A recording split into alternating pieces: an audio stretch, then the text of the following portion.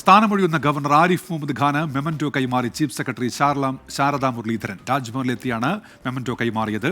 ഉമേഷ് ബാലകൃഷ്ണൻ വിശദാംശങ്ങളുമായി ചേരുന്നുണ്ട് ഇപ്പോൾ തിരുവനന്തപുരത്ത് നിന്ന്. ഉമേഷ്, സർക്കാർ ഒരു യാത്രയയപ്പ് വേണ്ട എന്നുള്ള തീരുമാനത്തിലാണ്. ചീഫ് സെക്രട്ടറി എത്തി മെമന്റോ കൈമാറുന്നു. എന്തൊക്കെയാണ് വിവരങ്ങൾ? ഉന്മേഷ്, സാങ്കേതികമായി വേണമെങ്കിൽ സർക്കാർ മൊമെന്റ് കൈമാറി എന്ന് പറയാം. പക്ഷേ Sharada Muraleedharan, chief secretary Sharada Muraleedharan, additional chief സെക്രട്ടറിമാരായ ഡോക്ടർ ദേവേന്ദ്ര ദുദാവത്, ഒപ്പം KR ജ്യോതിലാൽ, ഒപ്പം പ്രോട്ടോകോൾ ഓഫീസർ എന്നീ 4 പേർ സർക്കാർ പ്രതിനിധികളായി എത്തി മൊമെന്റ് കൈമാറി. സർക്കാർ ഔദ്യോഗികമായി യാത്രയയപ്പ് നൽകേണ്ടതില്ല എന്ന് നേരത്തെ തന്നെ തീരുമാനിച്ചിരുന്നു.